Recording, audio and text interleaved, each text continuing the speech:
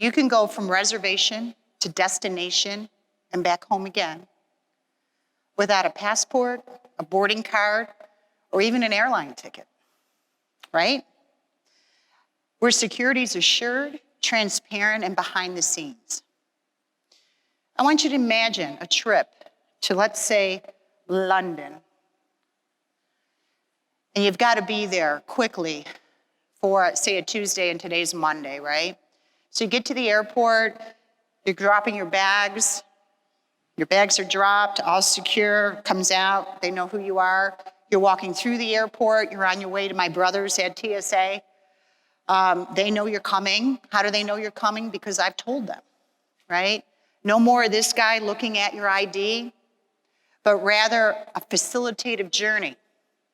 Then you get onto your aircraft, right? And one more time, we're going to confirm that you did in fact depart. You have a great trip to London, you're coming home, and on your cell phone, when you arrive, when the plane lands and everyone jumps up, you're going to get a note from me. And I'm going to say, welcome home. Please report to global entry, where your wait time is 2 minutes. Your baggage will be on carousel 1. Your connecting flight is in 25 minutes. And don't worry, you'll make it.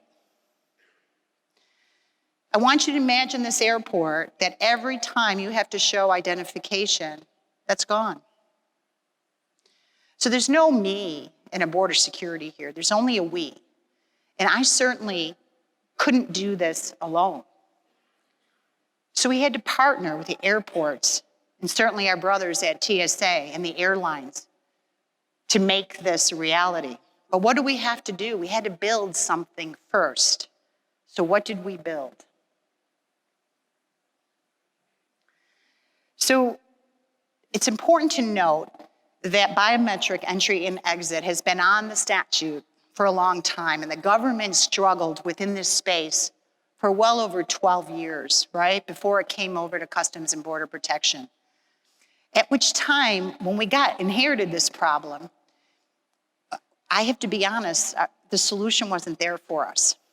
But then we took a trip to Under Armour, this massive consumer enterprise, where they move all this consumer data. And as we're at Under Armour, I ask a very government question, right? How do you manage all this data? And they looked at me like I was nuts, right? They go, what do you mean manage all this data? You just need the data you need right now, right then. And I'm telling you, it was like a light bulb that went off to us, right? I want you to think about border security right now and how you arrive in the United States. You come by plane. So you figure you have 300, 400, and there's a manifest on an airplane when you arrive. If you come by cruise, there's a manifest when you arrive. Let's say 4,000. Let's even go to the land border. Let's go to El Paso, where do you know 15,000 pedestrians cross every day? And do you know of them 15,000, 97% are commuters. Let's go to vehicle. Someplace like San Diego or Buffalo, Seattle, where you have massive amounts of vehicles. But again, with those vehicles, 97% are commuters. So my data set can be one to few in air, land, and sea. And as you'll see when I challenge you for the future here, how even smaller sets of data can work far beyond border security. So if you look here, this is what we built. So we took that manifest that comes from the airlines or the cruise lines, and guess what? It was determined that for those of you who have a passport, you've already given me that data. I already have your cute little photo, right? So why don't I use that to your benefit? If you're a visitor coming from a land who has a visa, you've already given me that data. So we, as your border agency, had to use our data a lot better. And I'm telling you, it was entrepreneurs like you that really helped us with this idea. And we took a camera, and it was in Atlanta working with Delta. We put a camera on a stick as a flight was boarding, leaving Atlanta.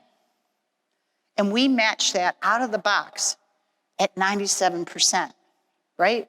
Pretty amazing for just out of the box. But remember, we're going one to few. It's using the data that we already have much more efficiently. As I stated earlier, this vision and this dream, I couldn't do it alone. I had to call the airports and the airlines to say, are you with me on this? And that's a lot. That was like negotiating world peace, right? So I had to give them something to believe in, to transform, right? Because I'm your border security. You know what? I am about identity, right? So let's have confidence in that. And let's not just transform the process just from my very parochial standpoint, but rather maybe we could transform air travel for all of us, from reservation to destination and home again, right?